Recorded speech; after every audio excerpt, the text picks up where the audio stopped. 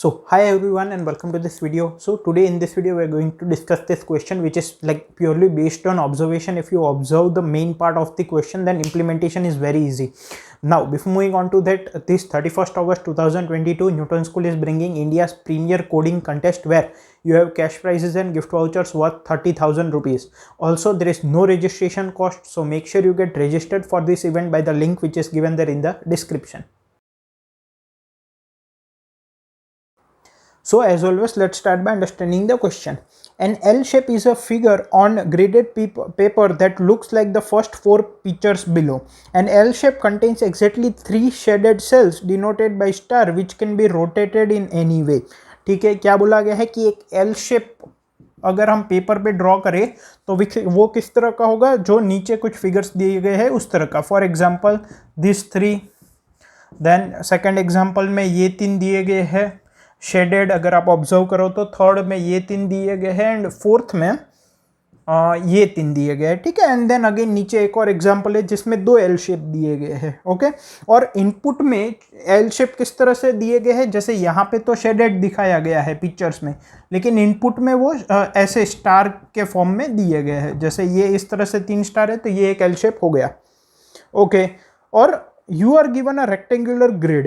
Determine if it contains L shapes only where L shapes can't touch an edge or corner. ठीक है, अब हमें input में एक रेक्टेंगुलर ग्रिड दिया गया है, बेसिकली एक मैट्रिक्स दिया गया है जिसमें कि जहां जहां पे L शेप है वहां पे ये दिया गया है. मतलब कि कोई अगर L शेप का पार्ट है बाय द इनपुट तो ये दिया गया है, और जहां पे पार्ट नहीं है वहां पे डॉट दिया गया है. ठीक है, क्या बोला गया है कि determine if it contains L shapes only where L shapes can't touch an edge और अ कॉर्नर. मतलब कि 2 एल शेप्स जो होंगे उनका कोई भी सेल होगा तीनों में से, वो दूसरे एल शेप का एज या कॉर्नर टच नहीं करना चाहिए, वरना हम उसका एल शेप नहीं बोलेंगे.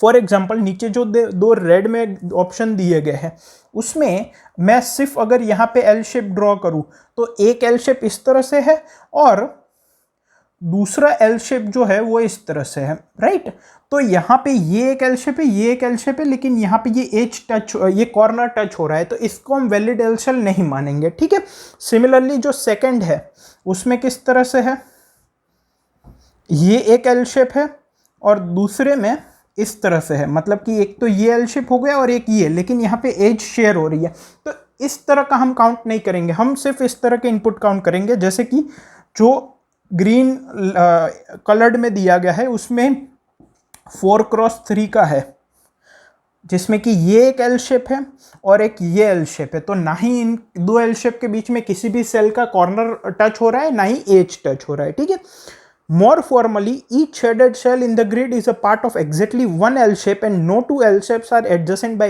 edge or corner. ठीक है, अगर और फॉर्मली डिफाइन करना है, ये जो हमने समझा है तो कि इनपुट में जितने भी एल सेल्स दिए गए हैं वो दूसरे एल सेल्स से कॉर्नर से टच नहीं होने चाहिए, और कोई भी एक सेल है, ठीक है, वो एग्जैक्टली एक कोई भी एक सेल है जो कि शेडेड है, जो कि स्टार के फॉर्म में दिया गया है, वो एग्जैक्टली एक ही एल शेप का पार्ट होना चाहिए. ठीक है, for example the last 2 grids in the picture do not satisfy the condition because the 2 L shapes touch by corner and edge respectively, जो कि हमने यहाँ पे देख लिया. यहाँ पे एज शेयर हो रही है, यहाँ पे कॉर्नर शेयर हो रहा है. ठीक है, ओके, सो हमें बताना है हमें इनपुट में किस तरह से दिया गया है. इनपुट दिया गया है जिसमें फर्स्ट लाइन में है नंबर ऑफ टेस्ट केसेस. सभी टेस्ट केस की फर्स्ट लाइन में है n और m, that is the size of the rectangular grid which we are given.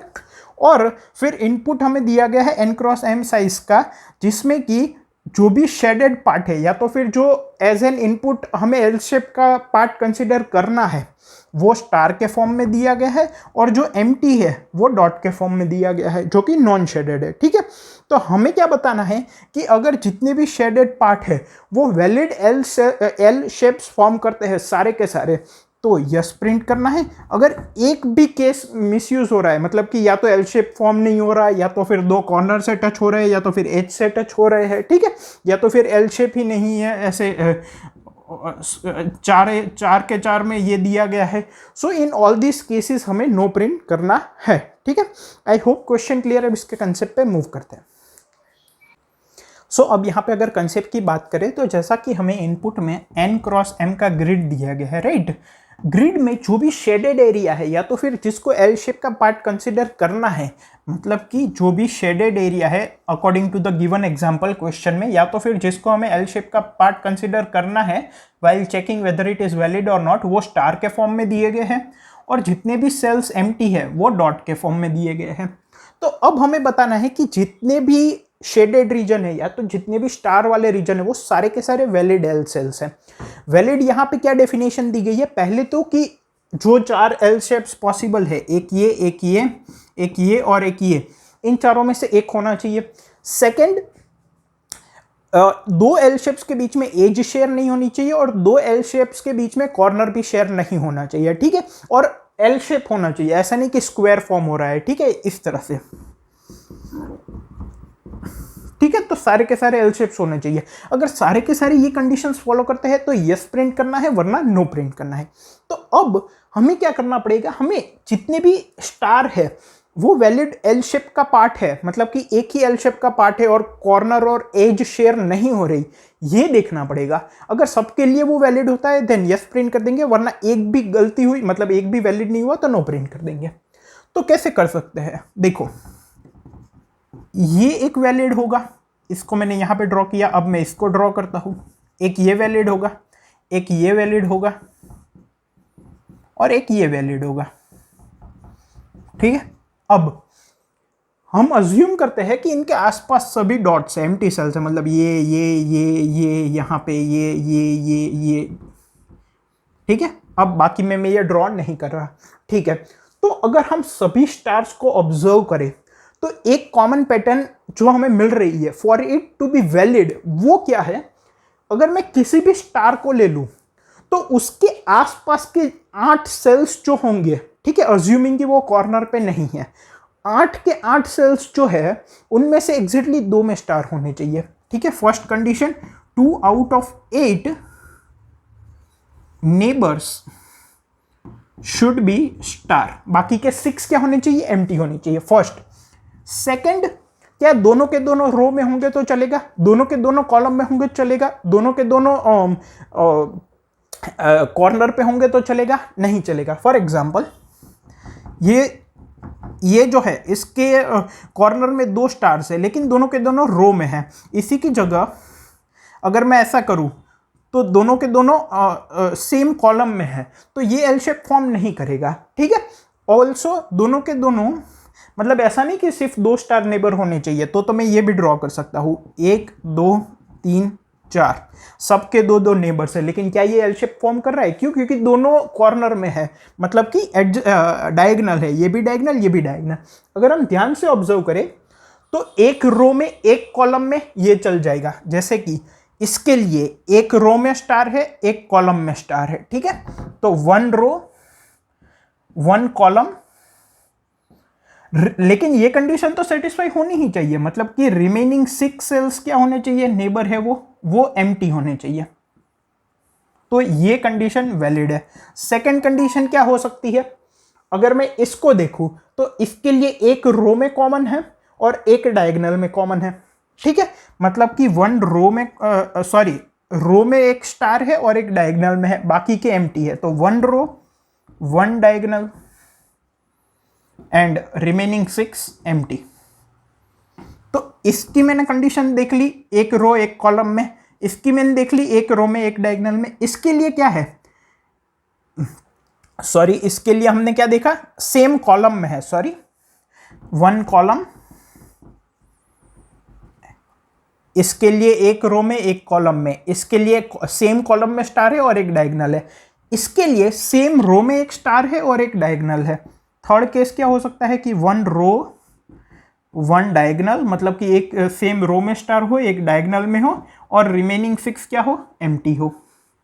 अब आप बाकी के जितने भी है वो ऑब्जर्व कर लो, इसके लिए सेम कॉलम डायगोनल बाकी के एम्प्टी, इसके लिए सेम कॉलम सेम रो बाकी के एम्प्टी, इसके लिए सेम रो और एक डायगोनल बाकी के एम्प्टी, एंड सो ऑन बाकी सब के लिए, ठीक है। तो बेसिकली हमें क्या करना है, पूरे मैट्रिक्स को ट्रैवर्स करेंगे, किसी भी पॉइंट पे अगर हमें स्टार दिखा तो हम एक फंक्शन कॉल करेंगे कि उसके जितने भी 8 नेबर है उसमें से मैक्सिमम एग्जैक्टली 2 में स्टार्स होने चाहिए। और 2 का कॉम्बिनेशन भी क्या होना चाहिए, एक उसकी सेम कॉलम में होगा, एक डायगोनल होगा, एक रो में होगा, एक डायगोनल होगा, या तो फिर एक कॉलम में होगा और एक रो में होगा। अगर सभी के सभी स्टार्स इन तीनों में से एक को ही फॉलो करते हैं और बाकी 6 एम्प्टी है तो यस प्रिंट करेंगे, वरना नो प्रिंट कर देंगे। इसका थोड़ा सा मैं एक दे देता हूं कि इंप्लीमेंट कैसे करेंगे, कोड पूरा लिखने की जरूरत नहीं है। जो रो वाइज हम चेक कर रहे हैं, जैसे कि अगर i, j इंडेक्स पे स्टार है, तो अब मुझे चेक करना है कि ये 3 में से एक कंडीशन वो फॉलो कर रहा हो, तभी वो एक वैलिड एल शेप का पार्ट होगा। तो जो उसकी रो में मैं चेक करूंगा, रो में मतलब अगर यहां पे स्टार है तो इस पोजीशन पे और इस पोजीशन पे, तो वहां पे जो भी स्टार्स होंगे उनकी काउंटिंग में C1 रख दूंगा। ठीक है, C1 क्या होगा, i-1, j पे स्टार होगा वो, प्लस i, सॉरी हम सेम रो में देख रहे हैं ना, मतलब कि i, j-1 और i, j+1। ठीक है, अगर दोनों में से एक में भी स्टार नहीं है तो C1 की काउंटिंग 0 होगी, दोनों में से एक में है तो काउंटिंग 1 होगी, दोनों में है तो काउंटिंग 2 होगी। सिमिलरली C2 क्या होगा कि सेम कॉलम में, मतलब कि i-1 through but jth column and i+1 through and jth column, इन दोनों में टोटल स्टार्स कितने हैं। थर्ड कंडीशन क्या होगी कि डायगोनली कितने हैं, मतलब कि i-1, j-1, i-1, j+1, i+1, j-1 and i+1, j+1। ठीक है, इन चारों में टोटल स्टार्स कितने हैं। वैलिड कंडीशन हो कौन सी होगी, C1 = 1, C2 = 1, C3 = 0, C1 = 1, C2 = 0, C3 = 1, C1 = 0, C2 = 1, C3 = 1। जितनी भी पोजीशंस पे स्टार है वो इन 3 में से एक कंडीशन फॉलो करना चाहिए। अगर एक भी स्टार ये फॉलो नहीं करता तो नो प्रिंट कर देंगे, अगर सभी के सभी ये फॉलो करते हैं तो यस प्रिंट कर देंगे। टाइम कॉम्प्लेक्सिटी क्या होगी, हमें सभी सेल्स को ट्रैवर्स करना पड़ेगा और ये तो कांस्टेंट टाइम में चेक हो जाएगा। तो big O of number of test cases into n into m, जो कि गिवन टाइम लिमिट में इजीली हो जाएगा। आई होप आपको क्वेश्चन, कंसेप्ट, इंप्लीमेंटेशन तीनों क्लियर है। इसका सॉल्यूशन कोड मैंने कमेंट्स में प्रोवाइड किया। Thank you.